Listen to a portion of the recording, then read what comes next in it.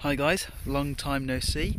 I'm here at Henbant farm talking about the agroforestry perennial rows we've got here in the veg garden, in the market garden. So we start out here with some raspberry canes, and planted here we have lots of black currants. So we've got a row of black currants here with a Sorbus domestica, so the domestic service tree here. We're just trying out, see how well they do in this climate. And then here we have it's more and more of the black currant down here, quite well mulched, and that just carries on down here. And then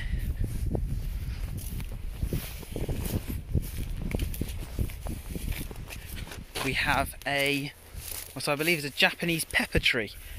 These trees produce a peppercorn-like thing, which tastes a bit like Szechuan pepper, and they grow quite well in this climate. So that's a real good one, real nifty one to have in your market garden. These I believe are cherry trees, although they might be apple. I didn't plant these ones, so I'm not sure. And then there's Japanese wineberry here, and another Japanese wineberry just been planted there. So these grow really well, and they're a bit like a raspberry. So in our next row we have Chilean guava.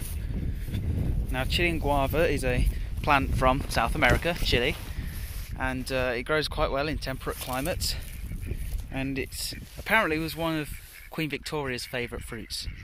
But we've got a row of about 10 of these planted here, down the end to another Japanese pepper tree here, right in the end.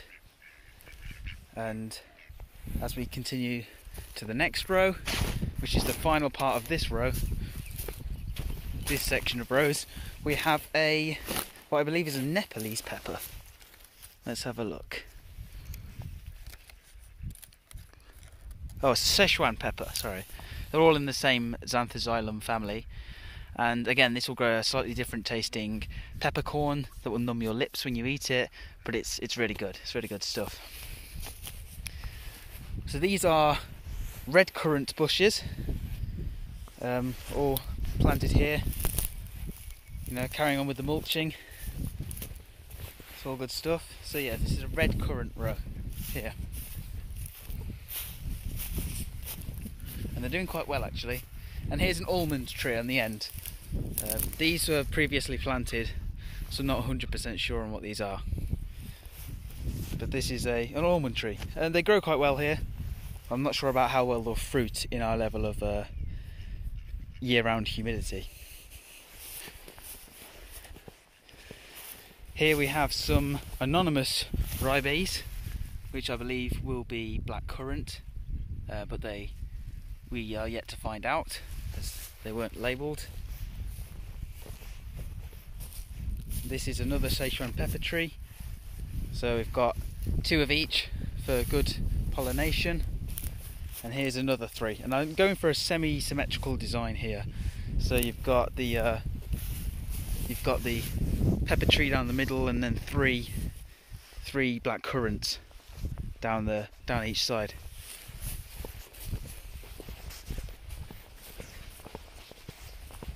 And this heavily mulched tree here, diminutive as it is right now, is a tun tree, Tuna sinensis, and this is known as an onions tree. It's a Chinese type of tree, and its leaves grow these savoury tasting leaves, which you can use in Chinese cuisine and stir fries, and they make a savoury tasting paste out of this. And yeah, it grows quite vigorously, and I'm really looking forward to see how this one grows, because sometimes they grow, as you can see, red leaves, but sometimes they grow flamingo pink as well. So I'm very interested in this. I think there's a lot of prospect in making different types of stocks and vegan stocks, for example, out of this tree. So I'll keep my eye on this one, as it's one of my favourites.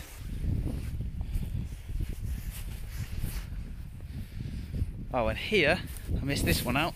This is a bladnut, European bladnut. These grow quite vigorously, so I'll keep my eye out on this one. This is a quite vigorous suckering plant. They grow quite small nuts, but they grow quite well, and they grow in moderate shade, so it won't be too outshaded by the toon tree when that shoots up eventually too. Now on the very end of this little patch here, I plan on having a New Zealand flax, which I've got in the polytunnel, and then one on each of these two little corners here. There's again like a semi-symmetrical pattern. I'd like a big New Zealand flax on each of the 3 points, and that would allow us to have good twine and material for the garden, which is biodegradable and just on command. They also grow quite well here, so I always think that's a good idea. We're going to the final part of the agroforestry system that I have planted. At least there are more in this garden, but they're not what I've planted, so I can't really comment on what's there.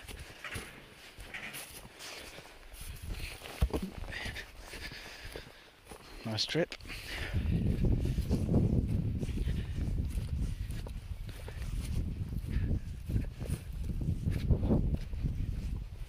So this is a jostaberry bush which we've transplanted, hence it's massive, but they grow really vigorously, and yeah, I think we'll get some good yields from this, and we could do with some pruning in summer as well, potentially.